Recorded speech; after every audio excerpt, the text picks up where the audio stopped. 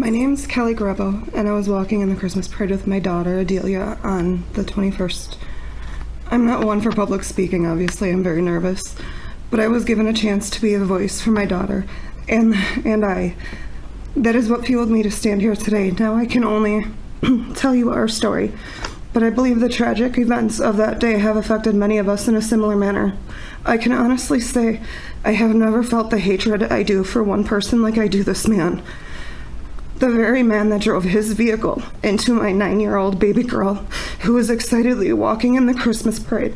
She was so excited to dress up that day as Cindy Lou Who. We spent weeks figuring out her costume, and picking her hairstyle. She was excited to have her hair and makeup done, and to help spread holiday cheer, to see her friends and her family that were there to be spectators at the parade that became witnesses to this horrible act themselves. So many lives were changed that day, although many of us, for the most part, have healed physically. Emotionally, many of us have been scarred. I have questioned whether those emotional scars will ever truly go away, remembering the roller coaster of emotions that day. And after being struck myself, lying on the ground and seeing the tires pass directly in front of my face and just waiting for the pain to begin. Being filled with absolute fear of not knowing where my daughter Adelia was, or if she was okay, then running only to find her the way I did, the way so many of us found our loved ones that day, lying helpless on the cold, hard ground. My knees buckled the minute I got to her. Seeing my child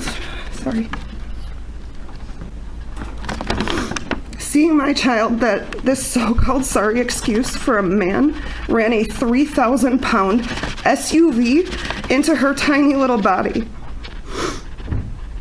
There are so many times when I close my eyes, I still see my baby girl laying in the street helpless, not moving, just staring in complete shock, not even recognizing her own grandparents when they came to her side. Seeing that look in her eyes will forever be embedded in my mind. As a parent, we are supposed to be able to protect our children, and that day many of us were reminded of the ugly in this world, that no matter what we do, there will always be monsters like Darrell Brooks that are lurking around corners, just waiting for a chance to play those parts in our nightmares. Yet even after causing this much pain and destruction, he wasn't even happy with that. He didn't stop there. He took it upon himself to be his own representation, knowing full well he would be given the chance to question us as victims and rip open the wounds once again and show no remorse. I can tell you, sitting on the stand that day, reliving the horrific events, having him look in my direction, brought up so many memories and emotions of that night.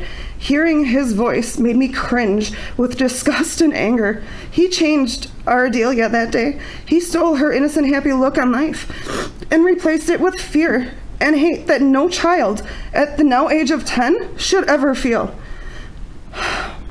Although those feelings are warranted, she was forced that day to see the ugly in this world also, and her joyous outlook on the holiday season was stolen. I'm not sure if she will ever again attend another parade, let alone a Christmas parade. I don't know when the unexplained loud noises will ever not take me back to that day and make me jump, make my heart rate increase. However, I do know every day is a new chance. We have to take back our lives and give this man no more than he has already taken. We are now stronger than we ever imagined we would have to be as a family and as a community, and that he cannot have. He does not deserve that. What Darrell Brooks does, however, deserve is to be sentenced to the maximum time allotted for each one of his horrific convictions, as he has given us as a community a life sentence of these memories. Thank you. Thank you.